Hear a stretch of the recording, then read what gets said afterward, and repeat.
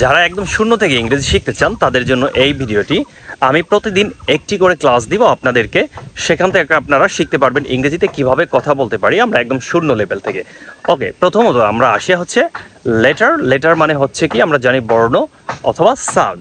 তার মানে এ থেকে জেড পর্যন্ত দেয়ার আর 26 letter. A, B, C, D, E, F, G, H, I, J, K, L, M, N, O, P, Q, R, S, T, U, V, W, X, Y, Z। ওকে, এটা আমরা শেখার পরে আমরা শিখবো হচ্ছে ওয়ার্ড। ওয়ার্ড কি? It is also collections of letter. পাশাপাশি কতগুলো লেটার যদি বসে একটা অর্থ দেয় সেটাই হচ্ছে একটা ওয়ার্ড। যেমন আমরা বলতে পারি ফি, ই, এন, তিনটা লেটার মিলে অর্থ হয়েছে, সেটা একটা ওয়ার্ড।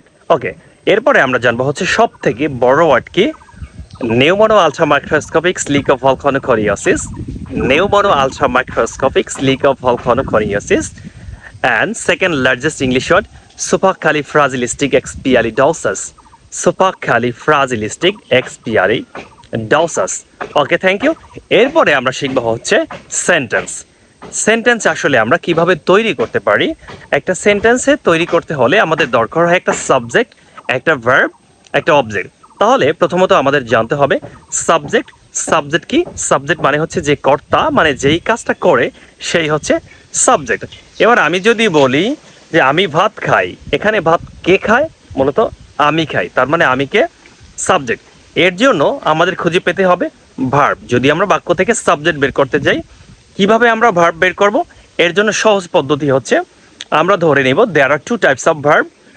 এখানে দুই ধরনের ভার্ব আছে, অ্যাকশন ভার্ব এবং আরেকটি হচ্ছে নন অ্যাকশন ভার্ব। অ্যাকশন ভার্ব কি? যেটা করতে গেলে আমাদের নড়াচড়া করতে হয় বা শরীর থেকে শক্তি অপচয়, সেটা হচ্ছে অ্যাকশন ভার্ব। তার মানে এটার ভিতর একটা অ্যাকশন আছে আমরা বুঝতে পারি। আর একটা নন অ্যাকশন ভার্ব যার ভিতর কোনো অ্যাকশন নাই, এটাকে আমরা বলতে পারি অক্সিলারি ভার্ব অথবা হেল্পিং ভার্ব। যেমন আমরা যদি বলি আই প্লে ফুটবল, আমি ফুটবল খেলি, এখানে কোনটা করতে গেলে আমাদের নড়াচড়া করতে হয় বা শক্তি অপচয় করতে হয়? আমরা জানি ডেফিনেটলি প্লে। এবার আমরা যদি ভার্ব থেকে যদি বলি বাক্য থেকে প্লে বের করতে পারছি, প্লে হচ্ছে কি ভার্ব। এবার আমরা এই ভার্বকে কোশ্চেন করব কে বা কারা দ্বারা, তাহলে আমরা বের করতে পারি সাবজেক্ট। এবার আমরা জানি প্লে মানে খেলা করা, কে খেলা করে? উত্তরে আসি আমি খেলা করি, তার মানে আমি হচ্ছে সাবজেক্ট।